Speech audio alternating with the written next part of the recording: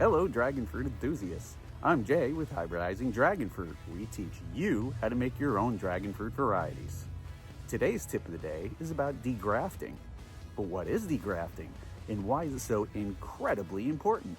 Well, let me explain.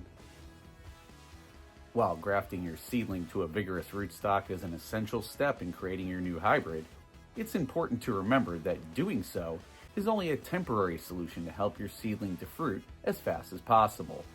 This is not meant to be permanent though. At a certain point, in order to properly evaluate your hybrid, it must be separated from its host and allowed to form its own natural root ball. But why is that?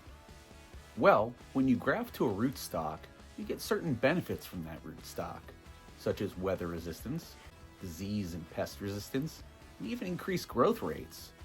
For instance, in the Focusing Your Cutting video we did here at HDF, I showcased an axe that had been grafted versus an axe on its own natural roots. The difference was absolutely staggering. One of the reasons the grafted version shot past the other in growth so dramatically was not only the vigor of Halley's Comet, but its wonderful cold resistance as well.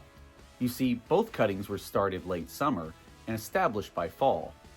Axe grows very slowly and practically hibernates when the temperatures start to drop. However, Halley's Comet does not care one bit and continues to grow vigorously throughout the winter.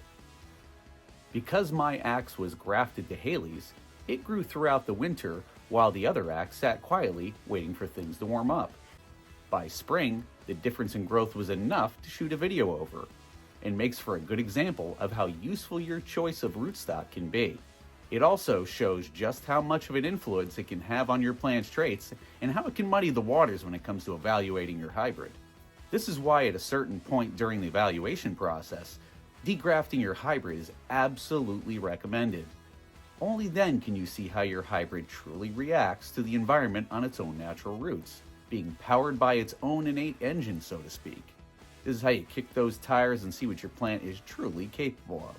Now, some growers like to degraft shortly into the dragon's lifespan for an immediate evaluation. There are also those that choose a degraft after a first fruiting. Either practice is absolutely viable. However, for my circumstances, I prefer to degraft after a first fruiting, as I am evaluating many hybrids at once. This is a great way to weed them out early and make space for dragons with superior genetics. Once degrafted, you should allow for no less than at least an entire season to pass, for a better idea of how your hybrid will react to weather conditions throughout the year. This will also give your new hybrid a chance to further mature. As the seasons go by, the fruit may and oftentimes does change in size and flavor complexity.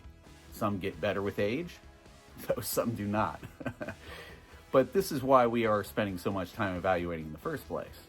If your goal is to create the best hybrids possible, it's important to take the time to properly evaluate it on its own natural roots in all its true glory. And degrafting is an absolutely necessary step to make that possible. If you would like to learn more about creating your own dragon fruit hybrids, please give us a thumbs up, a subscribe, and be sure to join our Facebook group at Facebook groups/Hybridizing Dragon Fruit. Grow something amazing.